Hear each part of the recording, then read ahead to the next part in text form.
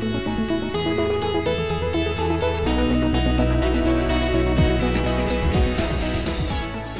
everybody, it's Clarke Camper with the May 2013 edition of Wall Street and Washington. Today I'd like to talk about four things. First, I'd like to talk about the good news and the bad news regarding the federal fiscal landscape. Second, I'd like to talk about what I think you should keep your eye on in tax reform. Third, I'd like to crystal ball it a little bit on where we go from here with Dodd-Frank implementation. And fourth, I'd like to say a few words about the burgeoning debate on market structure in Washington. First, in terms of good news, bad news on the federal fiscal landscape, the good news is that thanks to a robust or more robust economy and slowing federal spending, we will not hit the debt ceiling until sometime this fall. In fact, as I record this, estimates are that we may not hit the debt ceiling until as late as November. That is good news in the sense that it defers some kind of a potential crisis in terms of a deal between Congress and the President on the debt ceiling. But the bad news is that it creates medium-term uncertainty because right around that time, October 1 to be precise, is the federal fiscal year, and there inevitably is a fight around spending at that point in time. So what we obviously have then is a confluence of the debt ceiling debate and the federal fiscal annual budget debate.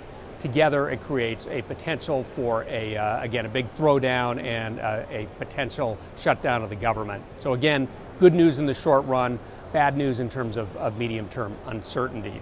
Moving on to tax reform, it's been interesting in Washington recently. There's been a little more optimism among many players for a variety of reasons that tax reform might actually get enacted in this Congress. I don't share that optimism. I've consistently felt like it just isn't in the cards this Congress, that the Democrats and Republicans are too far apart in terms of what they want out of tax reform, even though everybody agrees that it's needed. But the reason that I do want to talk about this a bit is because you can't just go to sleep, turn off your computer around tax reform, because really for two reasons. One is whatever is discussed and agreed upon with regard to tax reform this Congress is going to be a high water mark for future discussions. So for instance, I think there probably will be a bill that at least moves through the House, again, will not be enacted, I don't think, but whatever is in that tax reform bill is going to be the high water mark when we have this discussion in future Congresses, and we definitely will. Second reason that you need to watch tax reform is, particularly for the financial services industry, there is likely to be a proposed a significant change to the way that derivatives are taxed. I'm hedging a little bit in the sense that the proposals are out there. Chairman Camp in the House has proposed a discussion draft around changing derivatives taxation. OMB and the administration actually have a specific tax proposal. What they have in common is that they both would do away with 60-40 tax treatment, and they would institute mark-to-market treatment for derivatives. That has huge impacts on the exchange-traded options market, particularly around covered calls. So again, you need to watch that space. It hasn't gotten the attention, frankly, that I had expected. The options industry is quite active, and we are quite active, as you can imagine, on lobbying that bill, but I think it impacts many more entities than have been involved to this point. So look at that, analyze it a little bit, and jump in, make your voice heard. Third, I want to talk a bit about Dodd-Frank. Where do we go from here? Well, there's been some activity recently that gives an indication of what is to come. First, I think really the easy part of this is what's happening on Capitol Hill. Just recently, the House Financial Services Committee passed out a series of bills that would amend, sometimes to a very significant degree, the Dodd-Frank Act. I think that what's going to happen to those bills is exactly what happened in the last Congress, and that is they go nowhere. Particularly, the Senate is unlikely to act, and at the end of the day, we're unlikely to see any major changes to Dodd-Frank, certainly legislative. So it is what it is. We have to live with it, like it or not. The second piece, though, where there really will be significant change is the regulatory landscape. And again, a couple activities recently give some sense of where we go from here. First, at the SEC recently issued a proposed rule that has a much more narrow and much more traditional extraterritoriality scope than the CFTC approach. The SEC approach is much more traditional, as I said, in the sense that what it says is SEC rules apply to U.S. entities and foreign entities here in the U.S., but to the extent that you have a U.S. affiliate that is based overseas, or a branch, for instance, that's based overseas, the rules in that country apply to that transaction.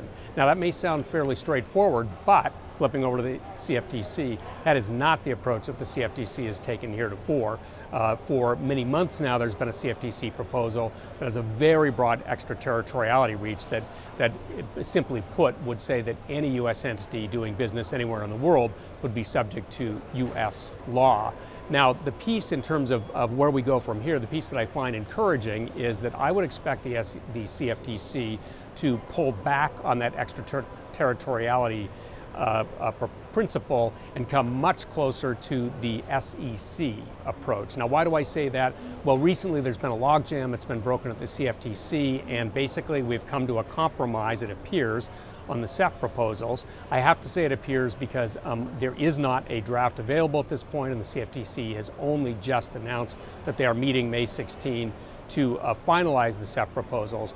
But again, what that really means, bigger picture, is there is compromise going on. Commissioner Wiegand, for instance, in particular, who's been a holdout on many of the CEF rules, appears to have come to an agreement with Chairman Gensler on what needs to happen with CEFs. I expect that to carry over into extraterritoriality, which means that almost inevitably that the CFTC's very, very aggressive proposal will be dialed back quite a bit to what I believe, again, will be much closer to the SEC. Finally, I want to close by saying a few words around the burgeoning debate on market structure in Washington. I use the word burgeoning intentionally because obviously market structure has been a source of debate for many, many years in Washington, but there is a renewed focus on market structure, certainly in the Congress and I believe at the SEC. Now, in terms of the SEC, it's clearly early days under the new chair, Mary Jo White's leadership. My instinct, and it really is nothing more than that at this point, but my instinct is that you will see the agency under Chairman White's leadership focus more on market structure and certainly be more active. What I can say for certain is that in Congress we absolutely are seeing more activity on the topic. In fact, Scott Garrett, Representative Scott Garrett, who's chair of a capital markets subcommittee, is holding a field hearing shortly after I tape this, at which the sole topic is market structure. Our own COO, Larry Leibowitz, by the way, is going to be participating in that field hearing. But the important piece there is that Chairman Garrett has said that he expects to the Congress to focus more on this topic, and he's also said that he is hopeful that the SEC will focus on the topic. Finally, I'd be remiss without noting that our own CEO, Duncan Niederauer, has been in Washington a lot recently talking about market structure, advocating for more of a holistic review of market structure. Duncan has appeared both before the SEC, gave testimony, for instance, at an advisory panel recently, and he's been on the Hill and at the SEC alongside the CEOs of NASDAQ and BATS. So you will continue to see more from us on that topic, so watch that space. With that, I'll wrap things up and we'll see you next month on Wall Street and Washington.